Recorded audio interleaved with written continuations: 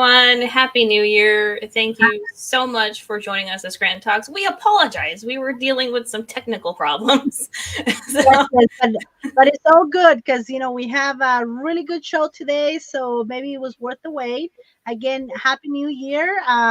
Go ahead, Desiree, introduce Yeah. yourself to the ones that are new to our podcast, because it is a new year, right? Yeah, Happy New Year. I'm like, yeah, it's going to be our third season starting right now of Scranton Talks. My name Yeah. is Desiree Zielinski, for those of you who don't know me, and I'm the co-founder of the Independent Film Creative Hub. I'm also the founder of NEPA Film Society, which is a local filmmaking community here in Northeast Pennsylvania. And I'm also the organizer of the Mystery Box Film Challenge. Yes, and my name is Luz Cabrales, and I am also the co-founder of the Independent Film Creative Hub. I am the founder of Scranton Films. We do a lot of great stuff around the area, and we're trying to grow the filmmaking community, having shows like this with Scranton Talks. And I mean, we're on social media. We're pretty much everywhere, right, Desiree? Yeah, we're on Instagram, Facebook, and our YouTube channel. Mhm. Where if you miss any of our lives, are there if you want to watch them later. And we have a podcast too. So, Yes, and we do a lot of good things around here. We try at least, with the time that we have in between work and, just trying to juggle a lot of things. But we really do love our filmmaking community around the area. And yeah, this show is about that. Like Desiree said, we are on our third season. Can you believe that, Desiree? I mean, I I can't feel like we believe just it. started. When we started, we started in 2021, didn't we? Yeah. I believe we did. Some of those years. And this came, as a need for the area because we want to showcase filmmakers, and we also want to motivate maybe some newer filmmakers that are starting out in the industry, and then have some veterans to connect with other filmmakers. So we're very happy about this show, and thank you again, Desiree, for all the work you do. And And thank you, another Luz. thing. We're all here to inspire each other and support each other. Right, right. And there's a lot of other groups doing the same thing around here. And Desiree will talk to you a little bit about a really cool event that is coming up.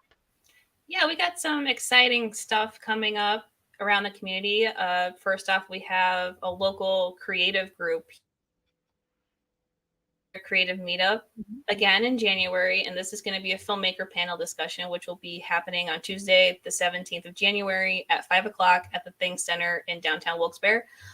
Luce and I have the honor and pleasure of being on the panel, along with some very talented filmmakers from our region, including Rory Colarossi, Matthew Wise, Brian Wood, Tony Susie, Zach Wilcox, and Ted Zappone. We'll be discussing our experience as filmmakers on the panel and have a Q&A, and we'll be showing some of our short films. And this will be moderated by Sam O'Connell, who is a fellow filmmaker as well, and he's the co-founder of NEPA Creative, along with Holly Polkavage. You can register for free for this event, or you can just show up. But you can register through the Wyoming Valley Chamber of Commerce website, just so they have a head count, just because they usually provide drinks and snacks, so they know how much to get, but it's free to attend. Yes, yes, definitely try to sign up. But if you can't, or you're not sure if you're gonna go, and then you show up on that day, I'm sure that will be okay. But just so they have a little bit of a head count, like Desiree said. But we're very excited because out of the panel, we have two great filmmakers here today, and that's gonna be Matthew and Rory, which we're gonna be talking to today, as far as that. But what I also want to say is, I believe we are gonna have a little meetup. I'm not sure on the date yet. We're trying to just hash out the Yeah. details. But our own NEPA Film Society in the filmmakers meetup is gonna happen in 2023. And usually those are also very laid back. We just come out maybe on a Saturday, usually on a Saturday or a Sunday, just to have a coffee, or sometimes we have lunch. The last one was pretty nice. We had about, was it 10 We had filmmakers? 10 people, yeah, at Backyard Ale House. Yes, and it was some new faces to the area that we were able to connect. So we're very happy about that, and we'll keep you updated. We are, on Facebook, so we can Yeah. make sure that. Yeah, we're definitely having an indie filmmaker meetup probably the end of January. But Perfect. also, for you guys to make sure you guys save the date right on your calendar. The Northeast Pennsylvania Film Festival is happening on April 14th through the 16th in 2023. More details to come as it gets closer. And the Northeast Pennsylvania Film Festival is hosted by the Waverly Community House in partnership with WVIA. So that's going to be super exciting. Oh, that's going to be fun. I believe there's going to be quite a few local films and some international films that are going to be showing. Last year was a hit. So we can't wait to be there. We're going to do the challenge. Yeah, we're going to be there for the Mystery Box Film Challenge, which usually Desiree and I host. And Desiree is the one that runs it, but I'll be able to help her out in some cool judging. I've seen some of actually I've seen all of the films, and they're great. They keep getting better every year. Yeah, it's fantastic. But today, well, Desiree, I'll let you introduce our next today's filmmakers, and then we'll get started on our conversation. And again, make sure if you want to ask any questions or put a comment, make sure you do that.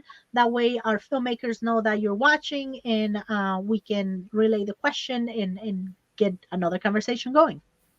Yeah, so it's my pleasure to introduce our guest for today, as we are so glad to have writer-director Rory Colarossi and cinematographer Matthew Wise of Ravenview Productions. Ravenview Productions is an energetic team of inspired creatives who have created a safe, ego-free environment dedicated to the love and crafting of cinema. Ravenview Productions has finished their first film, The Burden of Beauty, which is now an official selection of Kevin Smith's SMODCastle Film Festival. Wow. The company's second film, Love at First Sight, is currently in production with additional slated projects, A Cruel Thief and The Great Descent, on deck in the near future. While crafting genuine, evocative stories is always a priority, so too is their desire to welcome new creatives into their community, as well as creating jobs and internships for anyone hungry enough to learn. Very cool. So what I'm going to do is I'm going to show you just a little teaser of their trailer of their previous film, The Burden of Beauty, which was a hit at film festivals. Then we're going to talk to them a little bit about their journey as filmmakers and just kind of how they got together and to make all this great stuff around here. All right, so let's put that trailer up. Yeah. Open your eyes. What can you see around? A girl who looks like that is never lonely. She's just like you, kid. Only with a much prettier face. Holding your breath still. You join the fire. We'll just sit and wait till. Kira? Open your eyes. What can you see around?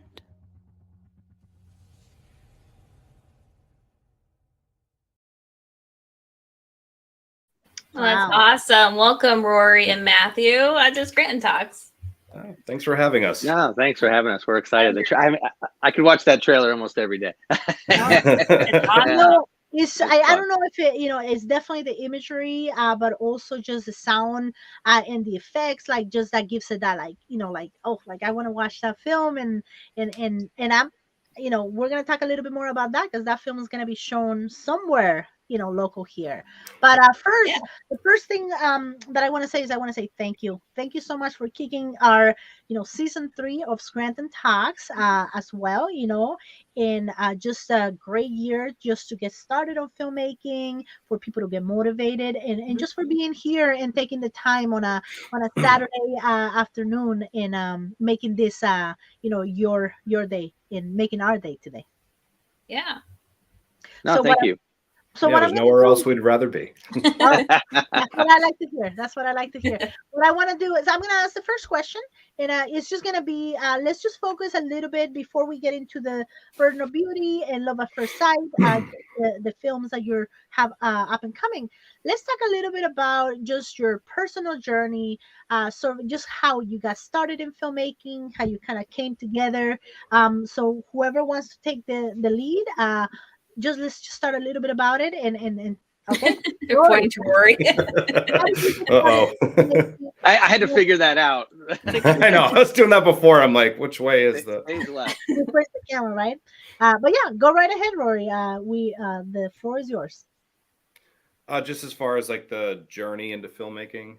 Yeah, just tell us like someone that kind of like, did you go to school for it? Did you yourself thought? I just kind of when you got interested in this whole artistic industry. So periodically people ask me that question, and I always feel like my answer is so boring because at some point when I was a little child, big head, I just saw movies. I was always watching movies, and it just got in my head that that was the only thing I ever wanted to do with my life. Like I probably saw a film and was just kind of like, that's what I'd like to do in the future to make my life just a little bit more difficult. So, I just was always very drawn to the medium, and just knew like I kind of belonged in it somewhere. I just wasn't entirely sure where I belonged in it, because at first I was like, maybe I can kind of weasel my way in there if I just like start acting and I can kind of crawl in there. But it kind of became very apparent to me that like I loved writing, and when I would write, I would see almost like a finished film in my head. So I'm like, that might be my niche. I'm going to lean into that. So really, like in high school, I started taking like film classes. I mean, a lot of them were like film theory classes, which I think is a terrific place to start, because if you delve into like some classic films, primarily like Hitchcock is somebody I would recommend, because going through his like body of work very much is like going to film school. Like there's so much you can learn from his movies. But yeah, it's fun. I ended up going to film school. And then I did like a ton of like independent learning, like I just would like buy books on screenwriting and directing and like cinematography, just anything I could get my hands on, just to kind of like wrap my head around how this stuff was supposed to be, really, because like even like screenwriting, it's such a specific thing. I mean, it's like when you start doing it, like you just feel like you're like, I know how to do this. And then, you really very quickly learn that maybe you don't, and maybe there's a way to go about it to make like the pacing read a certain way. And so I don't know, I guess to kind of answer your question, when I was a little kid, definitely became very, I fell in love with the medium, and then it just became a lot of just kind of chasing it. Oh, okay. That makes sense. No, so let's break that down a little bit, right? Sure. So you are you a local to the NEPA area? Yeah, I was born in Scranton. Grew up in Clark Summit, bounced around a lot, but yeah, I'm local. Okay, great. No, that's great. Just because we have a lot of filmmakers from other places, it's good to know that you are from the area, for people that are in this area, so they're able to connect with you guys, maybe collaborate on some projects. So where do you go to film school, and tell us a little bit about that experience, because not a lot of people have that experience to go directly to film school, and then kind of just what you learn and what you do a little bit better. Yeah. Well, we actually both went to the same film school, not where we met, but we went to the same film school, the Douglas Institute, which I believe has a different name now. Matt, now it's the George Romero's Factory Digital Film Program. So it was just called the Factory before, but now it's sponsored with George Romero right before he passed, sadly. But is that in the Pittsburgh area? Pittsburgh, yeah. Yep. Okay. Monessen. Oh, very cool. Okay, all right, perfect. So now that's not where you met. Were you friends before, like in this area, or?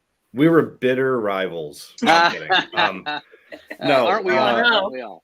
No, we both worked at a movie theater in downtown Scranton. At the time, it was called Marquee Cinemas. Yeah. And we were both projectionists there back when they actually still used like film prints. And we just I'd say we definitely clicked. We were both kind of like dorky kids who just like loved film, because I think we were like early 20s, something like that. Oh my gosh, I think when I started there, I don't even know if I was 20. I might have been 19. yeah, so Oh, well, that's a great.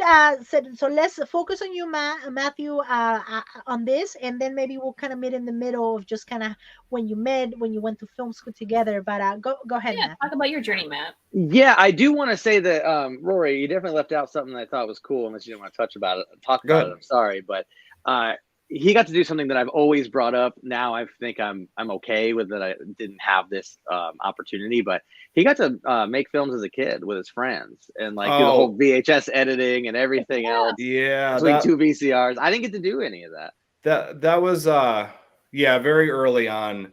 Oh, I did the same This thing. is actually kind of this is actually kind of funny. People probably won't believe this now, but it used to be kind of difficult to come across a camera, because like now it's like everybody has it on their cell phones and you can record like this beautiful footage. Not like a VHS camera. Yeah. It's like no, I had vivid memories of setting up my Barbies with the VHS camera. yeah. That the cameras, you had to put the VHS tape inside of and slam it shut and hope that it stayed. Yeah, like when I was a kid, it was just basically like, families that had made a little bit more money than mine, they had cameras and you would try to, make Get friends their with cameras, them. Yeah. I'm talking about you, Mike Ancarani. Yes. But when I was like, growing up, I would just always just go to these video stores and just rent like everything that I could. And then at one point, it was kind of this funny thing. There was this video store that was unlike any other video store I ever met. It wasn't just like we're going to rent out like big movies. They would do these independent movies. And I, at that point, just being like, I think I was like 12, I had never seen something that was made on the cheap, because at that point, just because I had seen like Hollywood movies for so long, it just seemed so unobtainable. You know what I mean? Because it just seemed like, I'm like, how do I make that? But like those independent movies they would have at those stores, I would just like, rent them, and I was just fascinated by them. And my sister and I, we rented this one, and it was so like dirt cheap, like I was just watching, I'm like, that guy made a movie. I was like really like shocked by it, but like I loved it at the same time because I was just like, wow, like that seems so accessible. And I just remember the movie ended and my sister's just like, she's like, oh, like how'd you feel about it? And I was like, well, I feel like I could do that. Mm-hmm. And her boyfriend at the time was just kind of like, well, I have a camera, why don't you make a movie? And then I started shaking him by his lapels. I was just like, you have a camera and you didn't tell me. But that weekend it was literally just like this thing. I pulled out at the time I had an address book because I'm that old. And I just remember calling all my friends and being like, yo, you really need to come over to my house this weekend. We're going to make a movie. And they're like, great. What's it about? I'm like, I have no idea. Like, what's it called? I'm like, couldn't tell you. So just show up. We'll figure it out. So we like all just started like shooting like this footage. And when I was just in my head because I was young, I just thought it was going to look like a film when it was all said and done. And then I remember once it was all wrapped, I threw it in the VHS tape, the VCR, and I watched it and my heart broke because I was like, man, that guy who made that independent film that I was ragging on, like comparatively, he made Citizen Kane, but like, it was cool. Cause it was like, from that point, it was always just like, okay, now I want to do another one, but I want to make it a little bit better. I want to make another one. I want to make it a little bit better. And that was like my whole life, but I'm babbling and taking time away from Mr. Matthew. I'd like to hear Matthew's journey too, even though I know. Yeah. My journey is more of a roller coaster, I would say. It wasn't just like fun and spectacle for me that got me into that direction. I'm originally from New York, upstate, so a little place called Hornell, which is close to like Bath and I don't know, like maybe 45 minutes from Rochester. But I would live there until I was like 12 years old, I think, before I moved to this area. And then I can say that I'm technically from here with what I'm doing because I didn't touch anything to do with film, which is actually weird because Rory will probably be the first one to say good things about this, but I never touched a camera until I was maybe 20 years old. Mike Ancarani's camera of all things. Mike, you're getting a lot, going back to him. You're getting a lot of shout out. But as a cinematographer, I never touched a camera until I was older, and then I don't think I touched a camera again until later in college. But but my journey, the roller coaster of it is, I don't know. I was like the weird outsider kid, and I just didn't have a lot of friends. I had a lot of bullies and stuff like that. So film to me, and my mom worked a lot, which is kind of like inspiring in its own self. Single mom with 2 kids, and I mean, look where I'm at, Mom. But I have to say that, like, film for me was just an escape, because real life is hard and Wonderland is easy, right? So to me, it was like your best friend, your brother, your mother, like, like your babysitter. Film just really like took a nice place for me, and I think that's what helped me build such, I think, good character, because I really liked like the heroes and this and that. But I remember running around with my brother at my great grandmother's house and always being like, pretend we're making a movie, pretend we're making a movie. I feel like I said that all the time, like, and just trying to explain what was going on. And sitting at her house, my great grandmother, she would have the Turner Classics on all the time. And when I would get in trouble from playing hide and seek with my cousin or making like a ruckus, I'd have to sit on the couch and hang out. And at first, I just was bored out of my mind. Like, I was like, oh, black and white Turner Classics, I don't want to watch this. But the way that my grandma Rose talked about film and like the actors and actresses, and like she just made it seem so magical, that golden era of film. So I remember watching like Singing in the Rain, and she loved Gone with the Wind. I loved Casablanca. I just always liked that visually when I was a kid. And it really helped me to shift my love for film. And then when I was here in Pennsylvania, and I realized, like, hey, you could do this kind of as a job, because when they're asking you in high school, like, what do you want to do? You're like, I don't know. Like, I'm not the blue collar guy or like the smartest guy, but it just became like, hey, you can make these movies like as a job. So I wanted to kind of go down that route, but I couldn't go to college. So I ended up getting the job at the movie theater because I couldn't go to college. And that's where I met Rory. So, but I was in love with the spectacle, like stuff like Steven Spielberg and just like anything that was a huge blockbuster at the time. Because, today a blockbuster, you just think of superheroes, but back then it could be anything. Right. And, I loved things like robots and aliens and dinosaurs. And, it was just fun for me. And I think that's where, and it might come up, but that's where my style comes from. It has its own grip, but it's very polished in a sense because, I was inspired by those really big spectacle films. So. Yeah, it's great. I mean, going into, you finally guys both met. So what was the time you we're going to form Ravenview Productions and collaborate together? When did that start? And how did that come about? Oh man, let's jump into film school. You met, and then everything is history after that. Yeah, it's tough to say because Ravenview came way later, but when we met at the theater, I got hired as a projectionist, so I would just build the films. And what was actually fun is, again, I never touched the camera, I never edited before, but I had to build these films reel by reel because people don't understand that, like, back then when you watched a movie, it could be 9 film canisters that you then had to splice them. Spend hours putting them together in reverse order to be able to play forward order. But what was fun is I would take the old trailers, which Rory actually has above him. If you want to point to one of those trailers, Rory, or pull one down.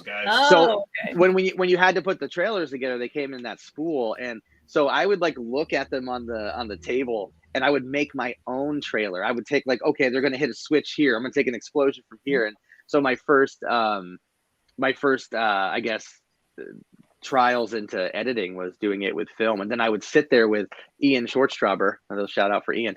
He was the other manager at the Marquee with us, and we would actually hang out after hours and watch the things I'd put together on the big screen, which was fun. And but yeah, so Rory and I met there.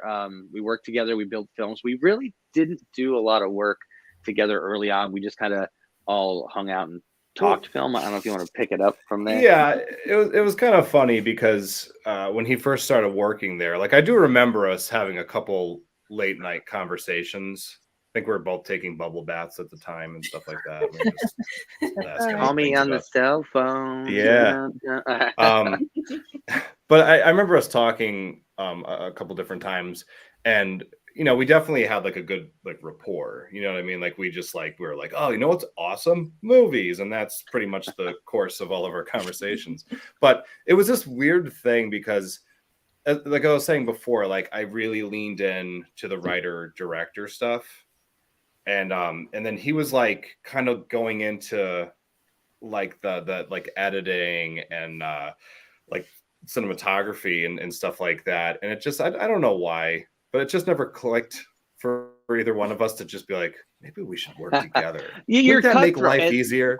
Yeah, and hey, at that time, I mean, a lot of filmmakers do that now, and that's why you in the intro you said ego free, which is really true because you know when we were younger like that, you always think you know everything. You know every single way film should be made, this, that, whatever, and like you know, a 20-year-old kid thinking you know everything. That's crazy. But you, yeah. But what I realized today, which is sad, is that still happens. People are still cutthroat, thinking that like that's the way to be, and that's not the way to be. Like we actually, it's that collective genius. I always say it that makes the best final products, and it's about finding out how to work together to do that. But we didn't know that.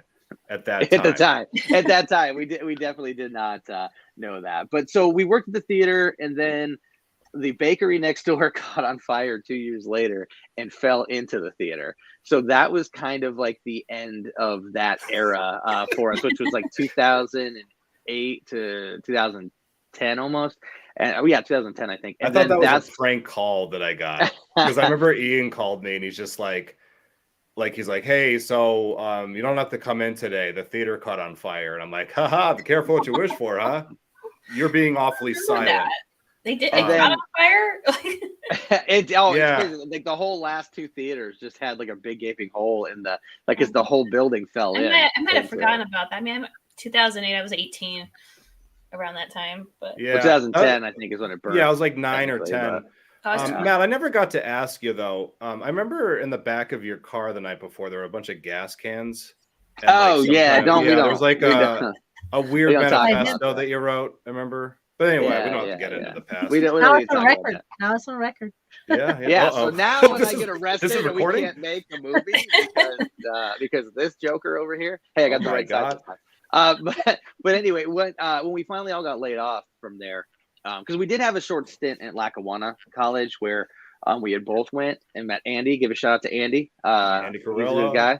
Andy Carillas. So he ran the program for film and stuff over there, and so we took some time to do that. And but it just, as any filmmaker who's 20 years old and you're just like, well, you know, whatever, you know everything. You're like, this isn't what I need to know. Which at the time I thought that, but now I see what he was trying to do, and kudos to him because nobody in this area was really trying to do that. So Andy, great job. I just wish I was where I'm at today to understand what you were doing. But I loved his classes for that because I was always just like, I know what you're doing. Like you are taking a program like this is what it has to be, and you're like, I'm gonna make it what I want to be.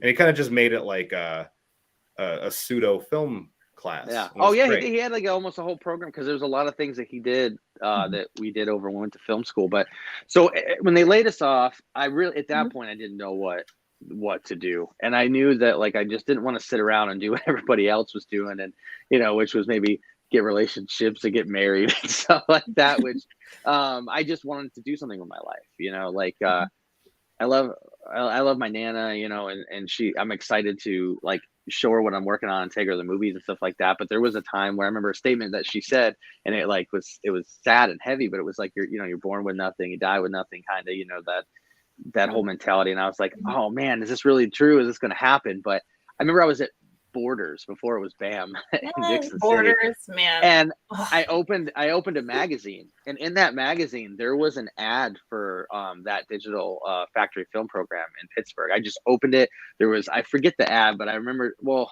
there was kids like on the stairs. It looked like they were filming something. There was like horror makeup because Tom Savini, his name is on half of the school because he does the makeup program out there, which is really cool. So for anyone who knows his work, you know, that's pretty neat. So they had this really cool spread in the magazine, and I looked him up and I was like, all right, I don't know what to do. Let's give it a shot. And I applied, did all that stuff. And finally I was able to get some FAFSA stuff, financial aid, whatever. And I was able to try to go to school. And then that's when my journey took me to Pittsburgh. But I went there before Rory did. So I had finished the program there about a year before. Okay. Yeah, Um, because it was all compressed. So like it's like a year and a half for the whole program. Like you get no time off. It's like they just put you're constantly in school the whole time. yeah, you'd have like classes that would be like 6 hours long. Oh, wow.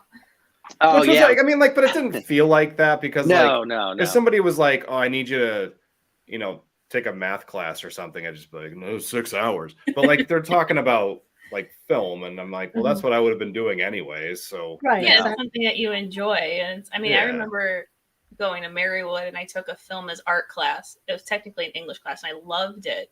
I still have the book for it, and it's a cinematography book about the meaning of colors. And we watched movies. It was like The Illusionist, Requiem for a Dream, The Fountain, and analyzed it. And like, why did the director do this? Why did they use this? And what do oranges mean? so that was like fantastic. Why are you creepy when you drink milk? No, he's gonna murder somebody. Are you talking about Suspicion? Maybe.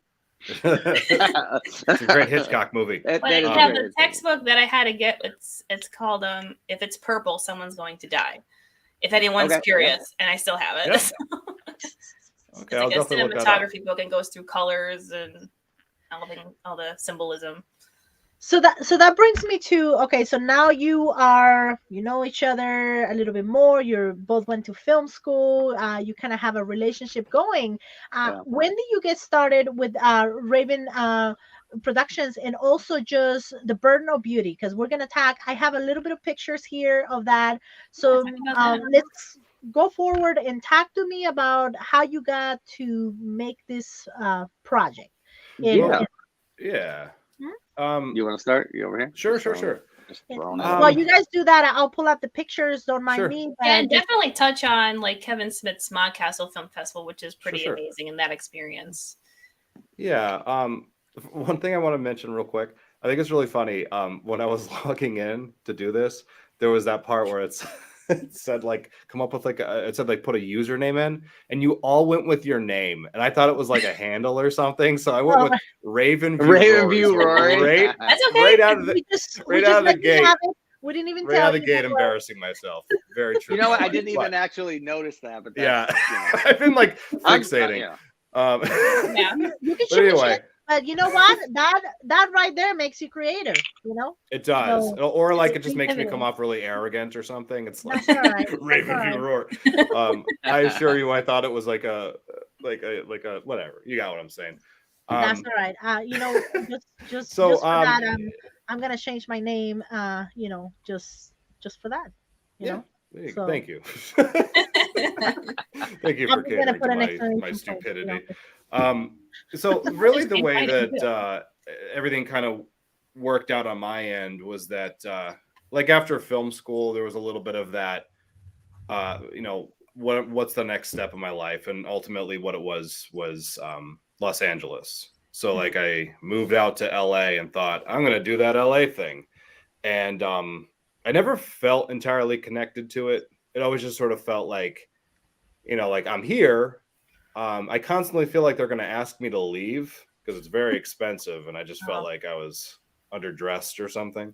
But it was a really nice experience. But there was a lot of time where I was just like, I don't know if this is the way that I want to do this. Because it's basically like everyone's telling you, like, yeah, you're going to spend a lot of time, bringing coffee to people. And then 20 years are going to go by and you may or may not.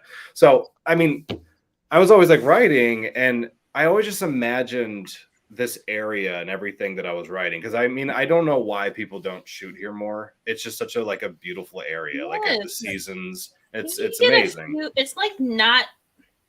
I mean, with around here, there are things that do come up this way in like the Northeast Pennsylvania area. It's not enough in order for people to make a decent living. I mean, I know friends of mine who are from here or in the film industry and made the decision to either move, like right now, someone moved to Atlanta because unfortunately there are more things available there at this time. But I mean, it's just highlighting the area. There's so much, and we're like in a really unique spot of being 2 hours out of Philly, 2 hours away from the city of like New York City. So it's just kind of growing the community here, and like we're here. Yeah, it's it's a beautiful area, and there's a lot you can do with it visually. But yeah, I just remember just being like, I think my next step was always supposed to be here, you know? Mhm. And then for a little while, like I would kind of help people do like their own independent movies, whether it was like, you know, just like little story things. And I worked on a little independent film with our friend Brian Jones. And it's, you know, we were Brian just Jones. kind of another shout out. So like we were, you know, I met up with them and we were just having a lot of fun, just shooting stuff. And I'm like, oh, like story, blah, blah, blah. But that was a good experience. And I remember I was going to see Mary Poppins Returns because I try to see everything under the sun. He does see And everything. I do. And I went to see Mary Poppins Returns and was delighted by the whole experience. But on my way into the theater, I ran into Brian and he was like, hey, dude, I had a really fun experience shooting. So maybe we should shoot something else. He's like, we can, even if it's just like abstract things, like we can shoot like a lamp or like a hairbrush. And I was like, yeah, maybe. But in my head, I'm like, I don't want to do that. Like I'm a story guy. I want to just do abstract stuff. But I was in the theater and I just started thinking like, you know, maybe it'd be a cool exercise, not to necessarily shoot objects, but to maybe take an object and write a story around it. So I was like, what do you see? I'm like, I see a camera.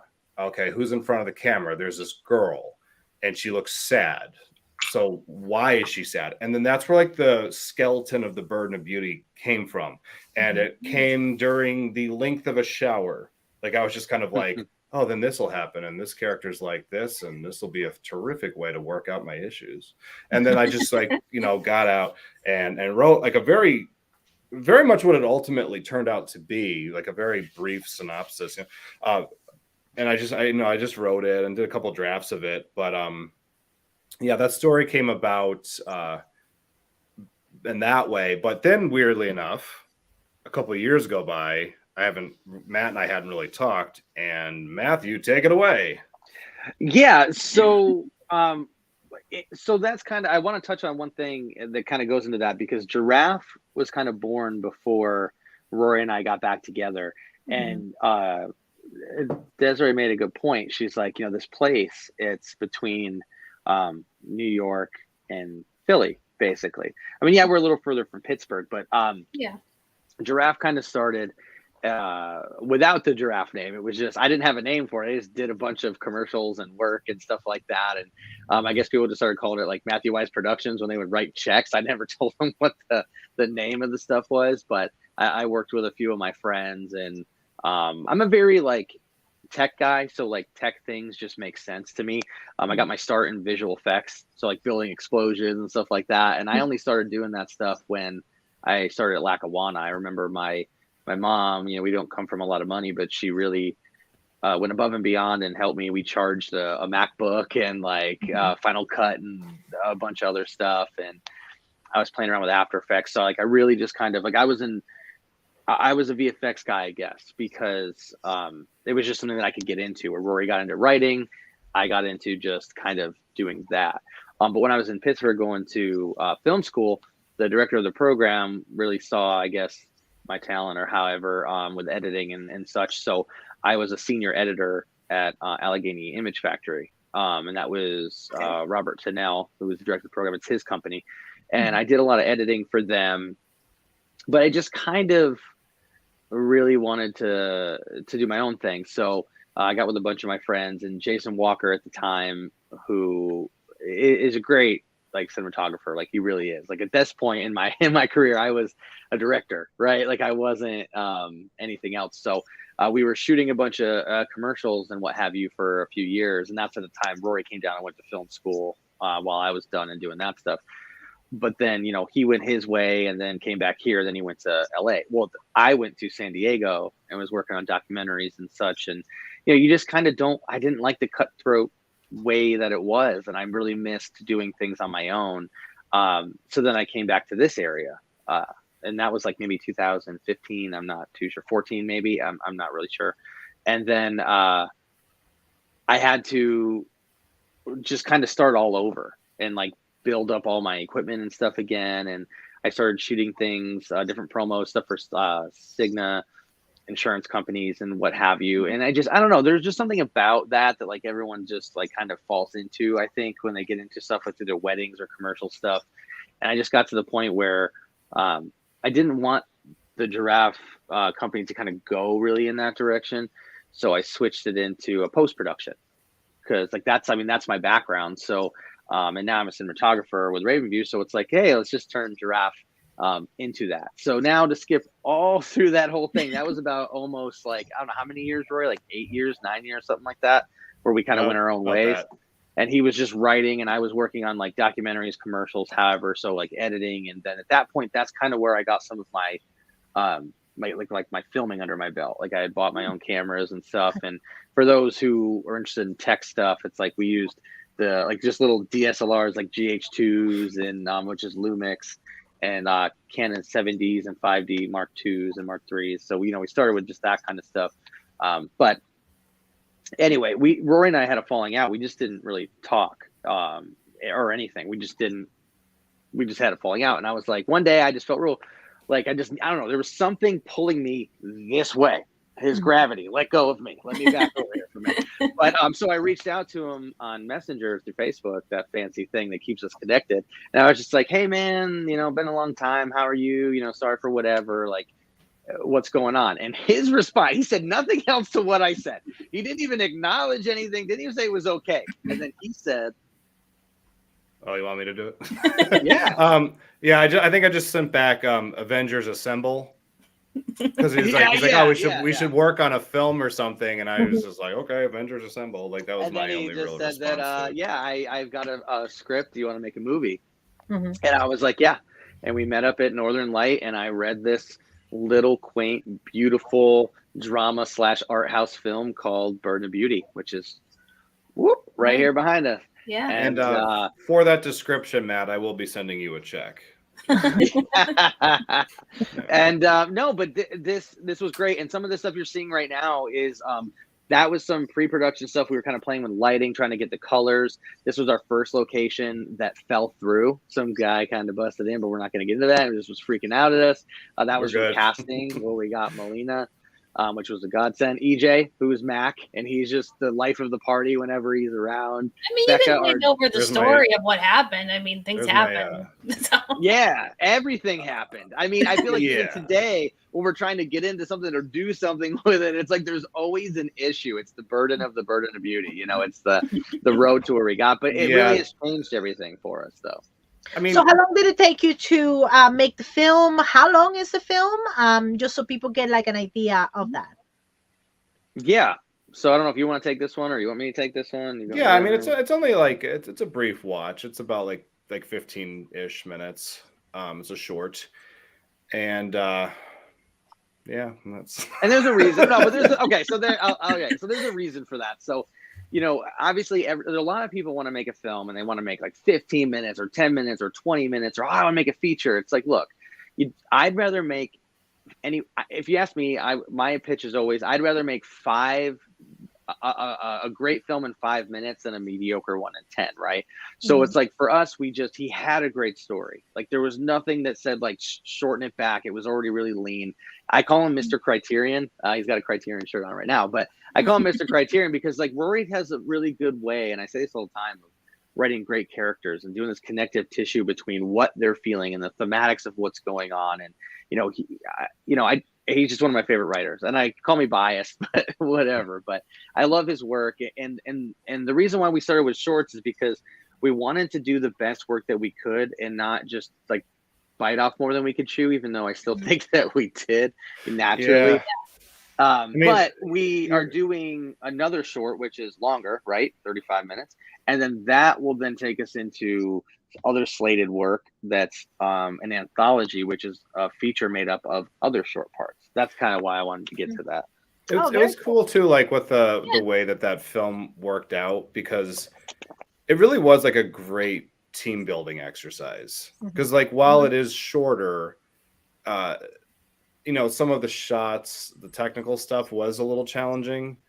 And then, I mean, there was just so much working against us. It's amazing that it turned out the way it did. Because it was crazy. Like if we ever just detailed everything that went wrong on this Everything. production. Everything. You don't. Yeah. Every And then you step. see it. Explain how you and work through it. I mean, people just have to like things are going to happen when you want to make a film. It's going to happen.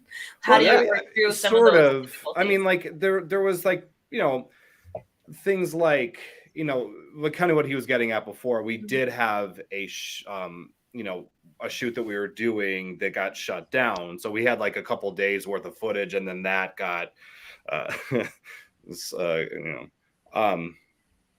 that wasn't a good experience. But then like even like during the pre-production, during the length of our pre-production, like I lost both of my parents, which didn't make it the easiest thing like on an emotional level. But we just kept plowing through it because we just believed in what we were doing. And I just, again, like just like that shorter running time, it was definitely complicated in certain areas. We had to put a lot of work into stuff, but I just feel like it really bonded us, like it just got us into each other's heads. And like, now it's just like when we talk, sometimes it's like we're not even really like finishing sentences. It's just kind of like, it would be really cool. And it'd be like, and then we get and awesome, So it's like, it's good stuff. It's very, very organic between the two of us. It's something that like I never thought I would have. And like, it's weird to say this because I don't mean it in a negative way, Rory.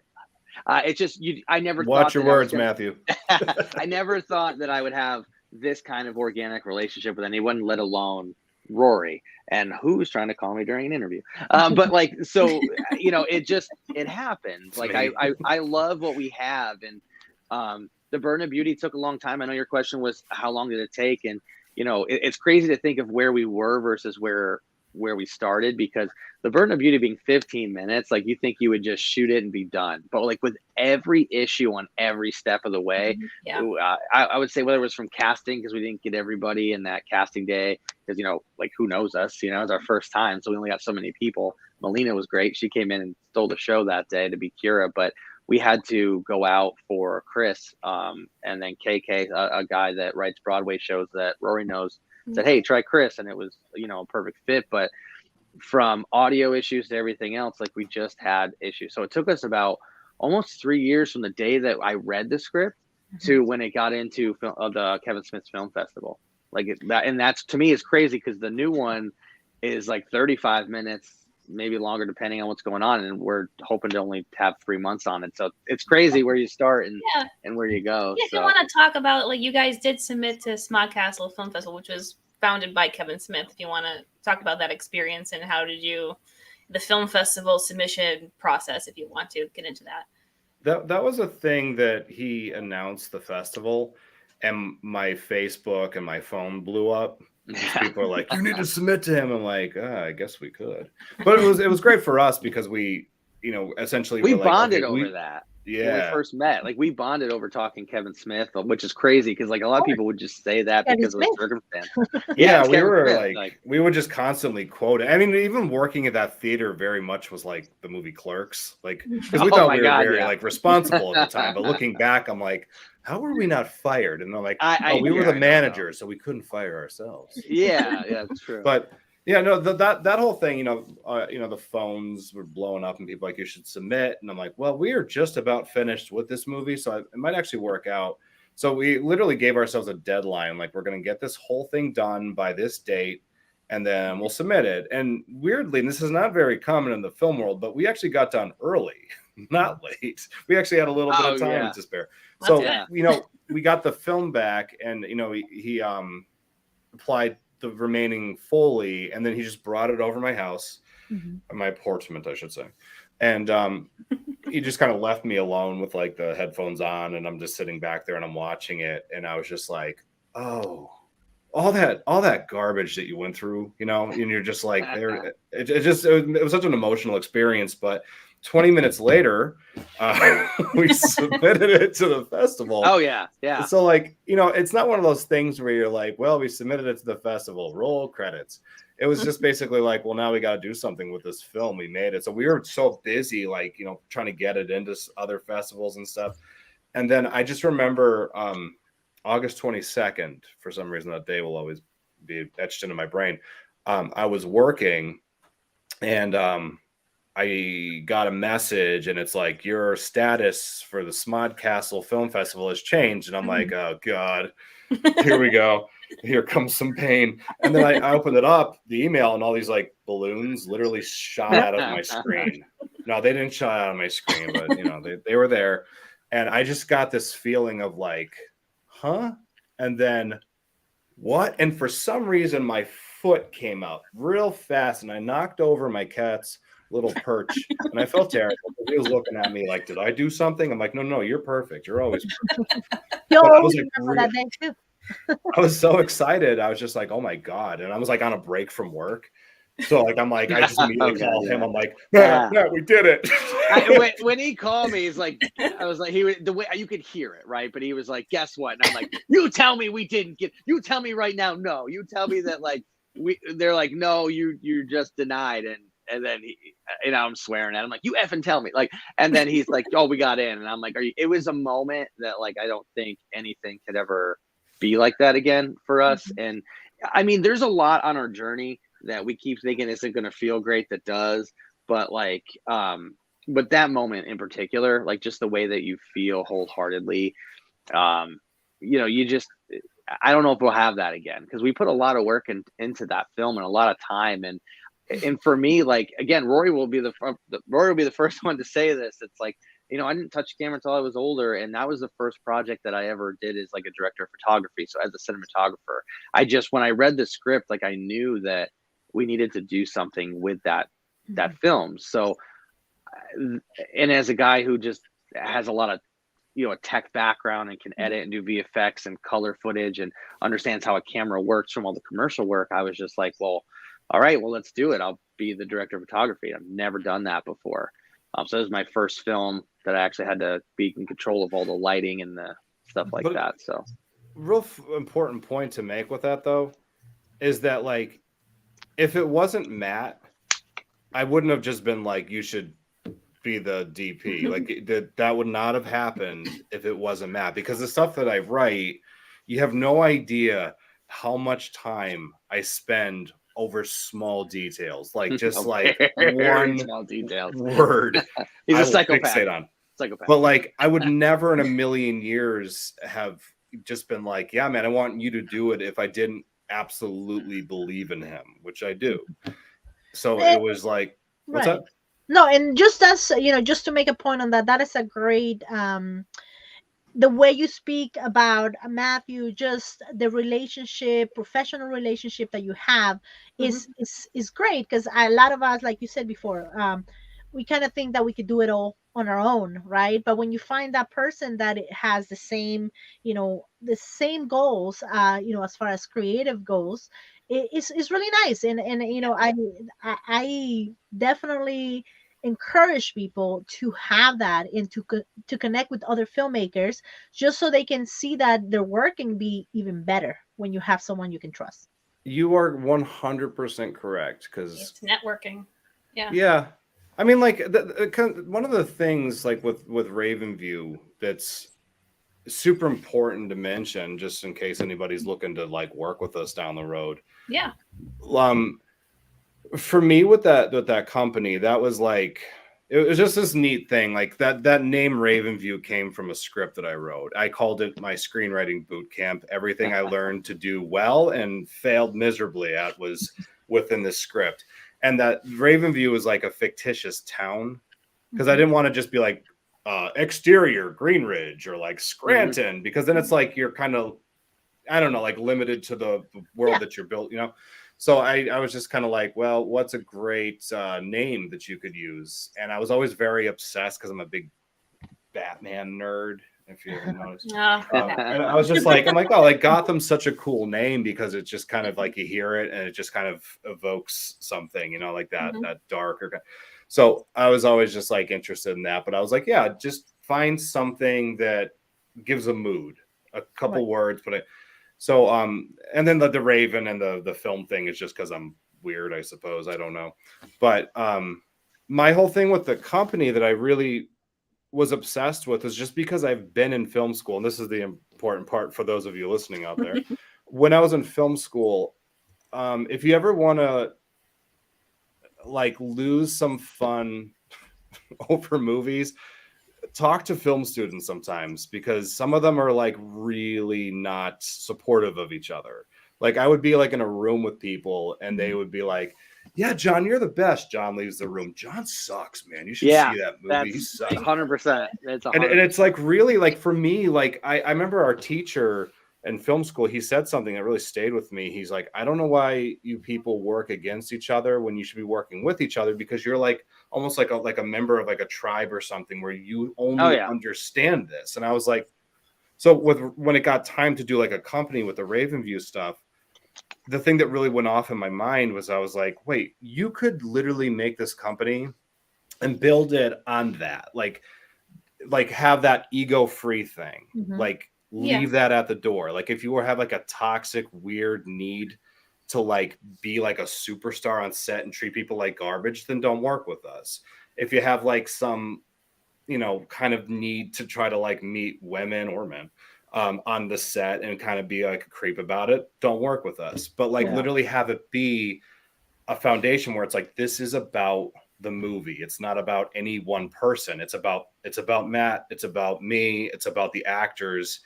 And when we were filming, as much as we had trouble with it, you know, like all the things that came up, everybody felt like safe. Everybody was like joking. There was legit dancing going on between takes. And it was just like such a wonderful experience. And that's like the foundation of that company, is just like, it's the movie first. It's always the movie first. And if you know, want to just make art and make friends and, you know, do something really cool with your life, come hang out with us. You know, that's a good point. I love that that you say that, because it's so true, you know, and we have to, you know, get that in our heads, all of us, you know, just that, yes, at the end of the day, it's going to be the film, and the film is a collaboration of all. You can't have it without actors, you know, you can't have I it. remember everybody's got a duty if you're on set, you know, it's, you got a job. Not everybody can be the director and the producer. Let's just, you know, but you'll learn something in the meantime, so you can be a producer and director on the next film, so they can help you. That's a good go ahead. No, you're good. You're good. I don't want you to forget what you're going to say. I just want to finish this thought. Like there was a moment when I was talking about before, when I watched the movie for the first time, where that really just like blasted me right in the head. Like I was watching it, and like, yes, I did like write it and direct it technically, but it was this thing where I'm like, man, I'm such a small cog in that machine. Because I was like, our actors, like Melina Berry, she's just like one of my favorite actors, like Chris Alou, who's like the star in it.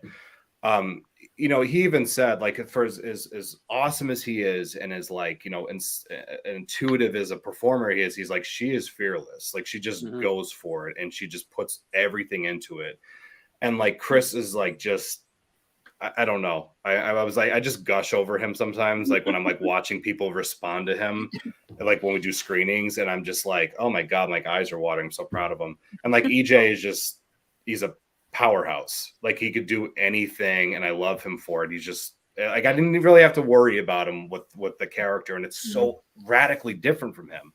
But then it's like the way it's like, you know, the cinematography in it, and like the editing, and like all this stuff, like what Matt was doing, you know, all the people that worked on it, like my girlfriend, Becca Million, like everybody just came together and made this thing. And you just realize you're like, I have a very small role in what this turns out to be. And it's so important to remember that, because you cannot just like be like, this movie worked because of me. That's when it all goes wrong.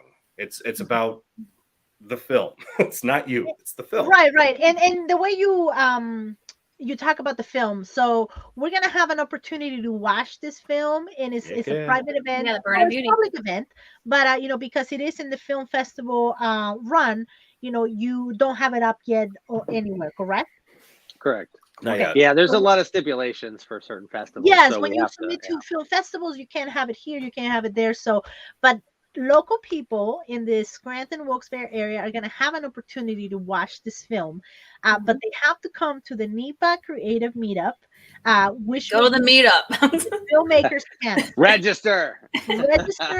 Show up on the day. Is at the Think Center in Wilkes-Barre, which we already talked about.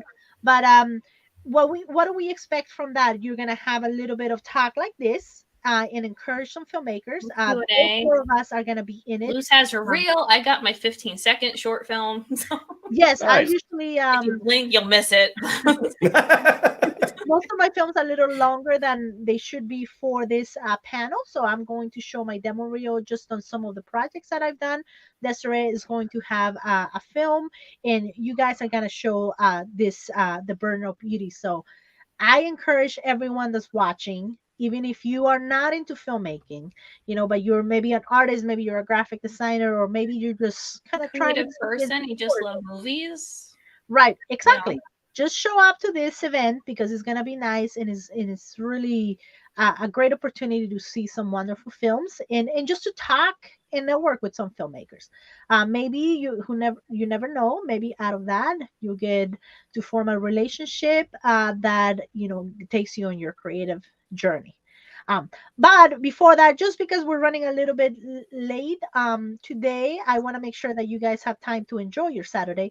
I want to talk about the next project that you have, and that is Love at First Sight, SITE. Okay, SIT, exactly. That's yeah. important. So let me pull up the Indiegogo, and let's talk a little bit about that, and just kind of how people can well, first tell us about the project, and then just what you expect from this particular for, if Oh, you I know was what I about to point. Look, I was about to. Oh, you're gonna point at me? No, Yeah, it's you. It's you. Yeah, man. I just mean, and I'll because pull I'm it up. babbling. I'm Let babbling me over here. pull So it up here. No, hey, This should help you out. Let's see. So we have an Indiegogo account. Yeah, explain the And Indiegogo tell us what fundraiser. Indiegogo is for people who don't know.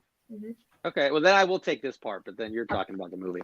So Got it. Indiegogo is something that I was introduced to along with Kickstarter and everything, with back in film school, because crowdfunding your projects is something that I guess happens, and now it's huge. Now, not only is it for films, video games, it's for products of all types. Anything. So if you're a filmmaker or anything on the independent level, it doesn't even have to be a filmmaker. Maybe you're an artist, a musician. It doesn't matter. Like check out Indiegogo, because you can make a video, you can make campaign stuff, you can share your art, you can raise money, and you give perks to do so. And I think it's a really good platform. I mean, our first film was funded by, well, a lot of our pockets, but Indiegogo as well. So and that's the thing. Like, my favorite people in the world are Becca and Rory, and we wouldn't even be sitting here today, Rory and I, if it weren't for Becca. But yes, let's transition to Love at First Sight, though. That's the campaign. I keep messing it up now. That's the campaign. We only have so many days left, 5 days left. Please check it out. If you can donate, great. If not, share it, talk about it. Donate.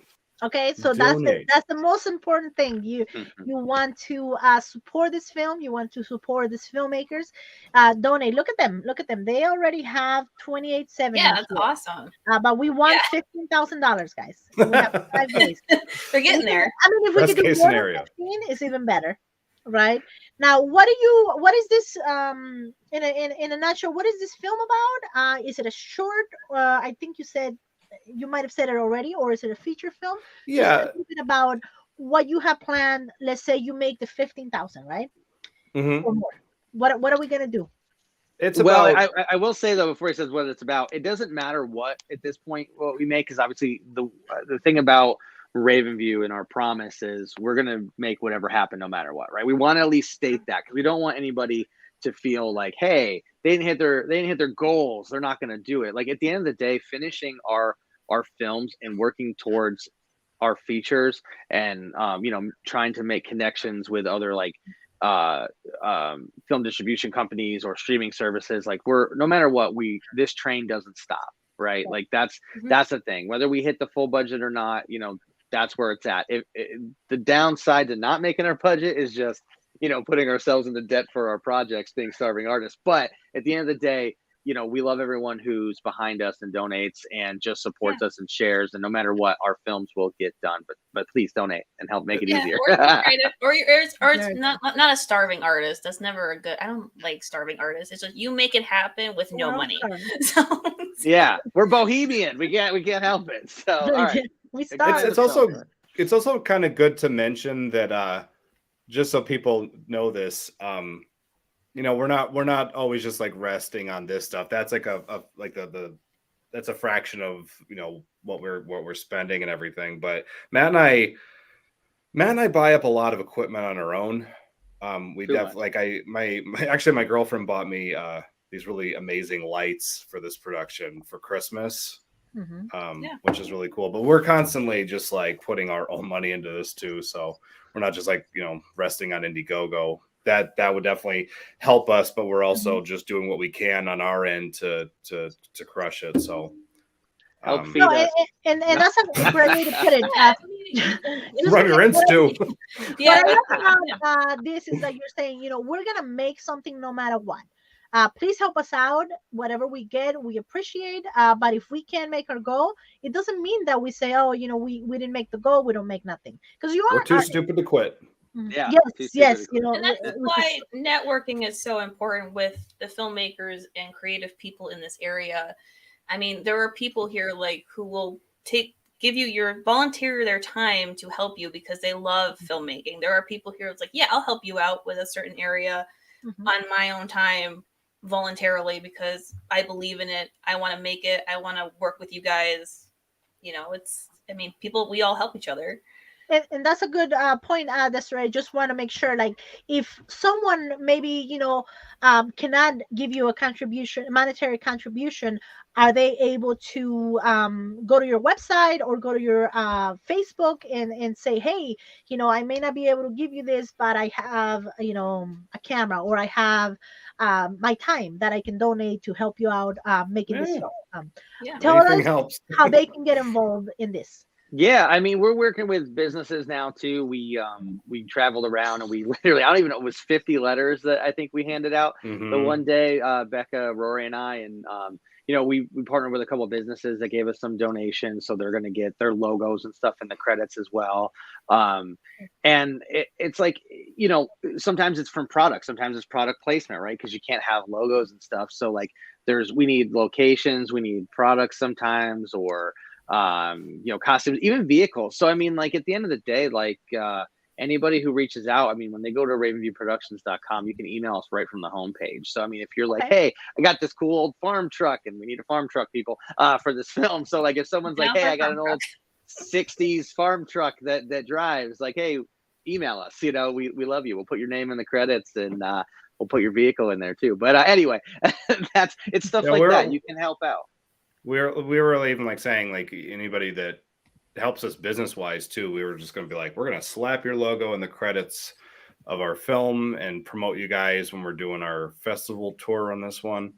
So yeah, anything that people can do, because I get it. It's like it's hard out there. It's every people need their money for other things, but it's always cool to be a part of any kind of art. But love at first sight, Rory. Explain this. Come on, give the people something. Okay. Just real quick before I start, when you were showing that video, I was like, man, I'm really glad I wasn't wearing the same clothes today, because then people. That would have been funny. Yeah, actually, if anything, people would be like, man, we should send them money. He looks falling on hard times. You should have worn the shirt. I should have worn the whole thing.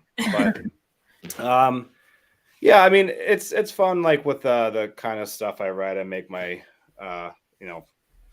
it's like, when you go on like the Indiegogo, it says, struggling with an identity crisis, a lonely woman seeks her truth within the eyes of a stranger. So that's as basic like a thing that I could come up with to not ruin what this movie is, because you're gonna love this, because it starts off a certain way and you're like, oh, that's what this movie is, and then midway through it just turns on its head and you're just like, oh, that's what kind of movie this is. And then you get to the end and you're like, I didn't think it was gonna be that kind of movie. So it's constantly like That's you know, good. challenging you and changing gears. So that little brief plot synopsis is just, you know, me trying not to ruin anything Yeah, on trying not to anybody. get. Yeah, That's we what don't we want you to said. ruin it. No. Yeah, there's. We don't let usually people know when there's things off limits. No one knows it's off limits because they just don't know about it. But Yeah. you know, we keep everything close to the vest. But like, please see this, and like when this comes out, like what we did for the first film, we did a Raven viewing party, and we showed the film at Three Jacks. And I still thank everybody. If anyone's watching that came to the show, thank you, because you guys, like, we had to have 2 showings. They really was a Sold lot of out. support there. Sold out. And When it I was checked sold that, out. sold out. yeah, and it was I thought fantastic. that second showing was going to literally just be like, because they called me to tell me that the first showing had sold out. So then I went down to the restaurant. I was just like, yeah, that's fine. I'll rearrange some stuff and we'll open up some more seats. And we got 20 more seats. And then like 2 days later, they sold out. So Yeah. we're like, okay, so I guess we could do a second showing. Awesome. And And we saw like I 40 thought, some people show up to that one, almost 50 yeah, I people, thought it so. was going to be like, you know, Matt and I and like a stray dog, you know, but like, Yeah. it just, I think we only had like, I think like 6 or 7 seats open that we Yeah, didn't a sell. lot that of people were second showing. standing room only if you Yeah. got in. And but like with what's going on is like now that that's happened, like we don't ever want to forget our roots, right? Even if our projects get bigger or we get more money, like we are just going to be the humble people that we are, and the people that helped us get here, all the individuals, family members, friends, just, you know, acquaintances, businesses, you know, we're going to always do our Raven viewing party at Three Jacks. So even if we have a Hollywood budget film or the studio, whatever, we're still going to show it first at Three Jacks, which is cool. And then this time around, the Dietrich Theater, thank you, by the way, Dietrich, they are partnering with us to give us our location for this film, one of them. So we're actually going to have a premiere there as well. And we're going to be able to show 3 of our films there. Same with the Raven viewing party as well at Three Jacks. But we're going to have 3 films to show, about almost an hour, a little over an hour's worth of stuff. And they'll have a Q&A after that at Dietrich. So, you know, be able to see this stuff on a big screen. So just if you're not following our Facebook page, definitely do so, because we put all our updates and stuff up there. Or go to the website. Yeah, the website, we have the last tab on the website takes you to all our social media. So definitely check out the website. If you have any questions of anything, like just send us an email. Like you will hear from either this guy or Becca. Like that's how it works. We are very homegrown, and we always want to stay that way. You know, we always want our responses to come from us, even if we can't write it. Totally agree. The one thing I wanted to mention, though, just so that people don't think that we're being like horribly vague about the film, because it's just kind of like, yeah, it's great. That's on you, happen. man. That's your explanation. No, I know. I will say one thing about it. All the films that I write are probably me doing therapy. You know, because they're all like little snapshots of my life where I was like, I felt that way at one point. Mm-hmm.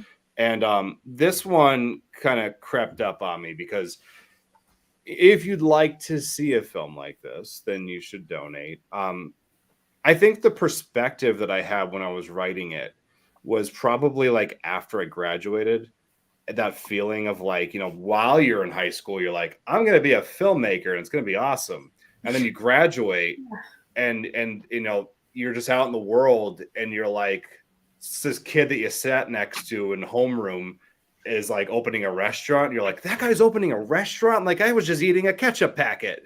You know, it's like you're just sitting there thinking like, where is my life right now? And you start kind of going through this little bit of like an identity crisis, because you're like, I'm like, I want this more than anything, but then you kind of start wigging yourself out a little bit. So like to me, it's like this character, like where she's at is that she's just at this point in her life where she spent, you know, like her whole high school career going into college, just being like her priorities being so sharp and focused. It's like she's a super student. She's like fiercely intelligent, but then like social media, like music, her friends' lives start creeping into her head, and they're like, you know, she sees what they have and she's like, well, wait, should I need that? Do I need that? I think I need that. I think I want that because that person has it and they look happy. Am I happy? I don't know if I'm happy, because the world has a way of making us doubt ourselves sometimes. And I'm fairly certain that did happen to me for like a good year or so, where I was just kind of like, what am I doing with my life? And then, you know, my whole thing with that was that it's that feeling.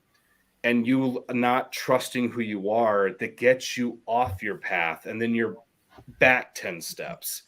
For this person, without ruining anything, it's a little bit more of a it's a little bit more challenging of a situation, and she might be putting herself in a good or bad position. You have to donate to find this out, but Yes. but it is like a situation that, like, she starts off and she is doubting herself, but by the end of the film, it's like she has to find a way to reconnect with herself to kind of get to that thing that we all learn at some point, or at least I hope some people learn this, that we are all so unique and specific. And when we get in touch with that, that's when we're like powerful. That's when we're like the best, is when we just say to ourselves, I get to be Rory Colarossi for the rest of my life. So I get to tell these kind of stories. I don't have to tell Spielberg stories or Martin Scorsese's or Hitchcock's. I get to be my version of a filmmaker. That's when I'm going to make my best films. And then people in other situations, I'm going to get everything that I think that I actually need if I can just trust myself and be myself. And I think that's fundamentally the soul of the story. I just don't want to give away the plot stuff. Yeah, and that's perfect. Amazing. And Yeah. that's kind of where I fall in, because like I'm such a dedicated person when it comes to film, and it's handsome. what thanks. And it lights me up. Like when I went to the Kevin Smith Festival, like seeing anybody who was famous that was there, it doesn't do it for me, which is weird. I don't get to geek out, but I get to geek out when I talk to other creatives, right? Like yourselves. And so when I read something or I hear something that like I feel something about, it's like I just have so much visual stuff that just flies up in here. And, I love partnering with filmmakers for that. I love chasing a visual style. And that's the thing, is like, I do have my own style, but every production I work on, I want to at least feel like its own, right? Because what I do is motivated by story, thematics, locations, all that stuff, and emotion. And I don't know. I love what I do, and I love collaborating with other people, and that's why I'm so thankful to be on your show today, to be able to kind of put that out there and be able to let people know who we are. That's great, and that's a great way to put it. I'm gonna have Desiree. We always ask one last question of our filmmakers, and she's gonna do that. Then I'm going to close out the program and just give a little bit more information on things that are going on, and stay backstage, okay? Because I want to talk to you backstage before you leave, and then we'll show your trailer again of the first film, The Burden of Beauty, just so people know more about that. But go ahead, Desiree. Thank you. Yeah, so our final question for today is, what advice would you give to up-and-coming filmmakers? Whoever wants to take that first. Take it from your angle, Rory. Oh, you want me to go? Or something that you would have told yourself, your younger self. I would say, especially, okay, so good. That's a good one for me, I guess. I'll talk from the tech side of things. So, as a tech guy, as like a gearhead in a sense, even though I guess I'm not, I just know a lot about a lot of different things. Don't get stuck on it.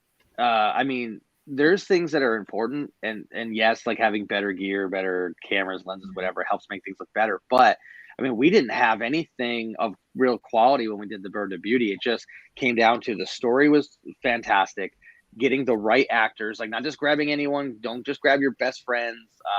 Like really find somebody who is connected to that character, that brings something to it that when you see it, you're like, yes, that's better than even what I wrote or what I could think of. And don't get stuck on that equipment. I mean, lighting is important. Story is important. That is like some of the biggest things I can say. And just everyone has their phone today. I mean, mine's right here. And these cameras and the software and these things are insane. And you can just shoot things with your phone. Just spend time on the story, and definitely think about lighting, because everything is color, contrast, and depth. And you can make something that looks Hollywood and professional just by studying a little bit and just using time. That's free. Your time is free. YouTube and all this stuff didn't exist when I started. Like it was so hard. It was trial and error, and falling on your face and making really bad stuff. So my favorite line to say is, it always looks worse before it gets better. So I hate showing people things as I'm going, but that's my best advice from a tech. Don't get hung up on stuff. Don't be a gearhead. YouTube every month has like, oh, this new camera for this company. They're just pushing you to buy things. Like, get what you can get. and really just focus on your story and pay a little bit of attention to angles and lighting. That's everything. So Very cool. Thank you so much, Yeah. man. And before I start, it kind of looks like I'm shouting "Burden of Beauty," just like right next to my head. Yeah, Looks like I'm in a comic book He's panel. catching it. Like, Yeah. I'm a big dork. Anyway, what I would say to somebody about this is that a relationship with filmmaking is very much like a relationship with a person, where there's like ups and there are downs. But if you just allow yourself to love it, things will work out. And I know in my own life, there's moments where you're just like kind of sitting there thinking like, yeah, this is really scary. But then you're like, wait a minute, I get to live one life, and someday I'm not going to be here. So with the time that I do have, I want to do what I love, which is making movies and telling stories and working with fun, awesome people, which I got to do with that film. You know, it was just like I got to work with the best people, got to make movies with my friends, and it's just, you just got to believe in it and believe in yourself. And you know, so don't be surprised if people in your life get a little like weird towards you about it and not as supportive as you'd like it to be. It's not because they don't love you, but sometimes people don't always like to be reminded of what they're not doing with themselves. That will creep in there periodically, but just stay on your path. It is your path.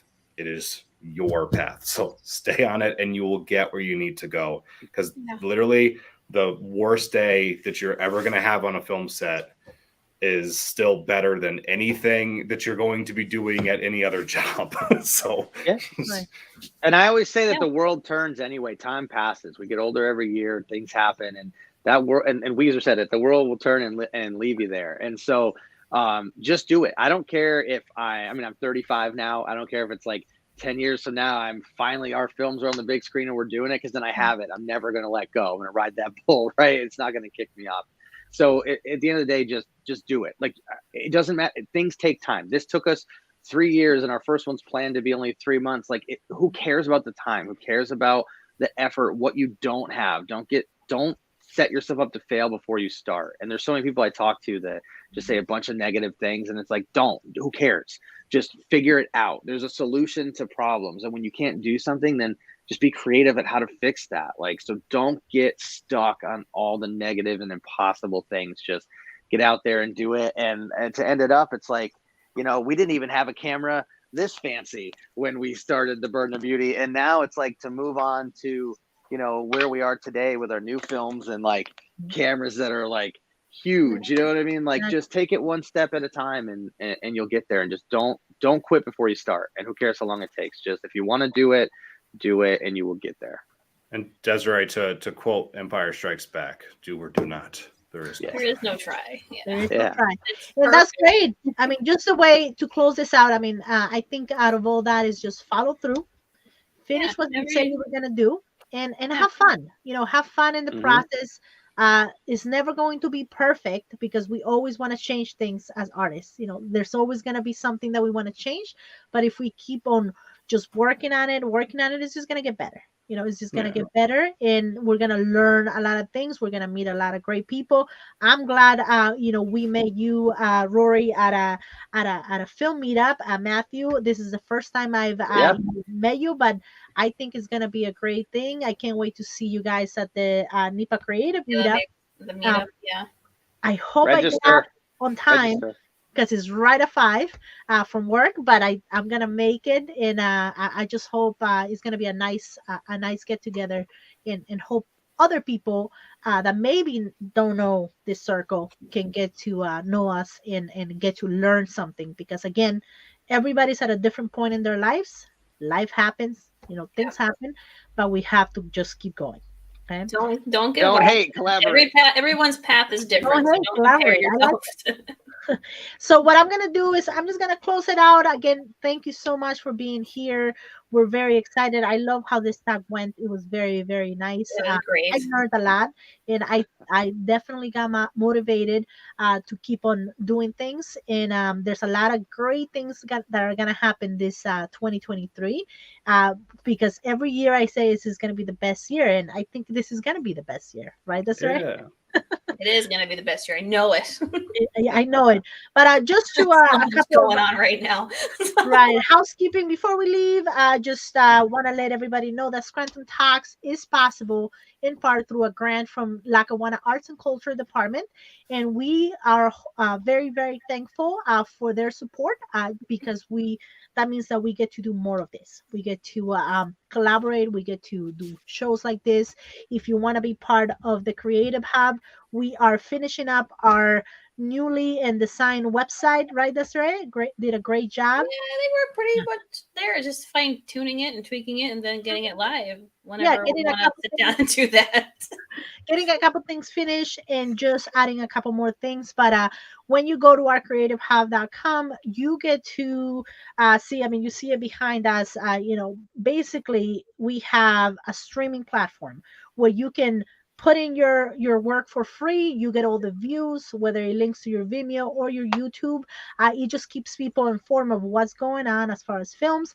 They get to watch that. We have a community networking, kind of like Facebook, but better, because it's just filmmaking and it's just artists, where we're going to try to do better this year, because it keeps growing, where we're going to add more listings, more grants that are available for people and artists to apply, because that is through the Lackawanna Arts Department. They put out a great grant every year. I believe they do it twice a year, if I'm not mistaken, if not at least once, where you get to apply, and if you have a project going on, they support it. So this is how they're supporting us, and I've been lucky enough to get a couple of them for other projects. So definitely look into that.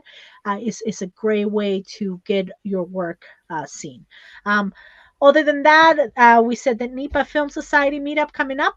We're gonna figure out the date, and we're gonna put it up for it. But in the meantime, just make sure you subscribe to Facebook, YouTube, Instagram. Desiree puts out these great shows on a podcast format. So if you didn't get to watch it live or can't watch it, you get to listen to it. You can listen to it. Yeah. And get inspired. But other than that, I'm gonna put that trailer so you can see it one more time. And again, Matt and Rory, thank you so much Thank you, Matt and Rory, for being No, here. thanks for having us. Putting in. This was Thank great. you so much, and everybody have a great beginning of the year. Happy Saturday. You too. Open your eyes, what can you see around? A girl who looks like that is never lonely. She's just like you, kid. Only with a much prettier face. Holding your breath still, you jump the fire. We'll just sit and wait till Kira? open your eyes, what can you see around?